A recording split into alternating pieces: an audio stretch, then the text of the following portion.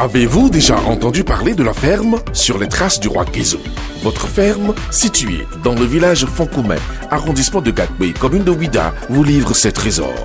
Tomates fraîches, œufs, poulet bicyclette, huile de palme, tout ce qu'il vous faut en volaille, fruits, légumes et agroalimentaire. Top, c'est parti, faites vite vos commandes et vous serez livrés comme des rois et selon vos exigences. Sur les traces du roi Guézo, nous sommes joignables au 229 41 49 99 99.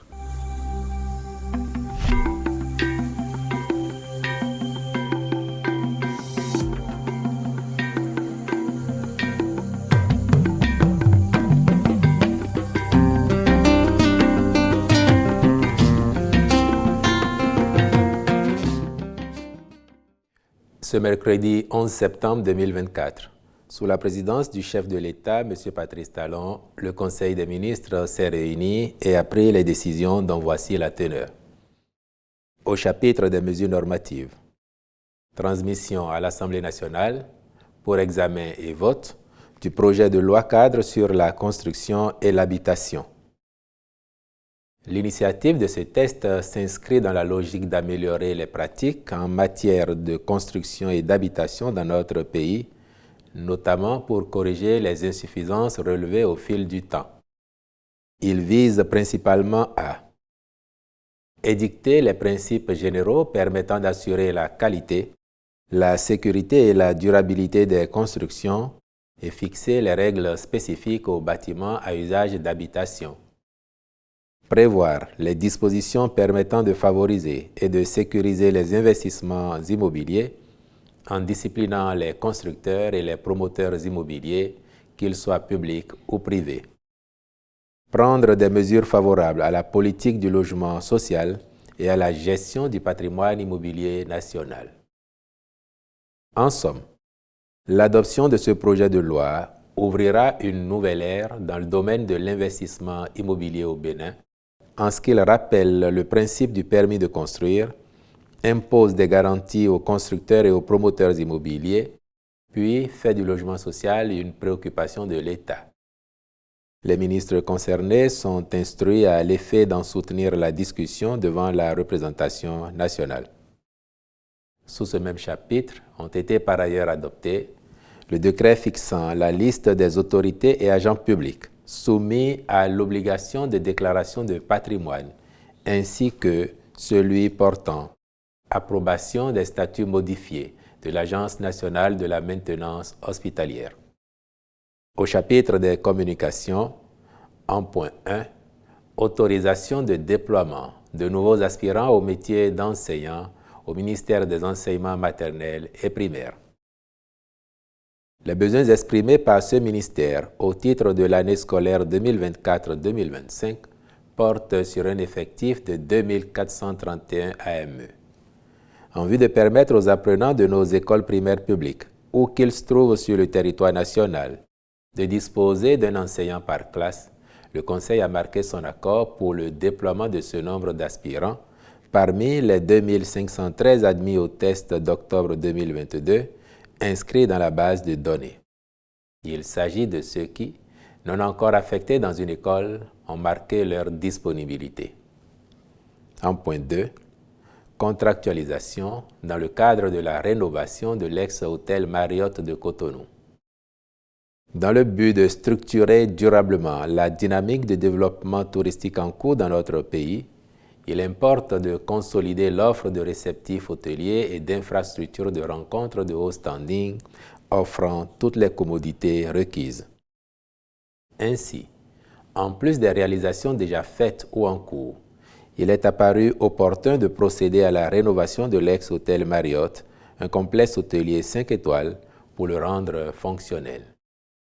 À cet effet, le Conseil a marqué son accord pour la contractualisation avec divers cabinets en vue de la conduite des missions d'études diagnostiques et de maîtrise d'œuvre complète, de contrôle technique et de maîtrise d'ouvrage déléguée. En point 3, contractualisation en vue de la réalisation de l'étude pour les travaux de réparation définitive de l'épi d'arrêt de sable. Cet épi, réalisé dans le cadre du Millennium Challenge Account et attribué au port autonome de Cotonou en 2011, était censé tenir pendant 50 ans. Mais très tôt, l'ouvrage a connu des dégradations qui se sont aggravées au fil des années et continuent d'être constatées à chaque forte houle. Pour surmonter les différences survenues de ce fait entre le port et le groupement ayant réalisé l'épi, le recours consensuel à un expert international indépendant a permis d'identifier, comme première cause de dégradation, une négligence dans la conception de l'infrastructure. L'initiative de la réparation provisoire de l'ouvrage en 2014 par le dit groupement n'a rien changé quant à la persistance de sa défectuosité, l'option la mieux indiquée étant à l'époque une réparation définitive. C'est pour corriger ces défaillances qui persistent, aux fins de consolider l'épi d'arrêt de sable, que la présente contractualisation est autorisée, à charge pour les ministres concernés de veiller à la bonne exécution des travaux.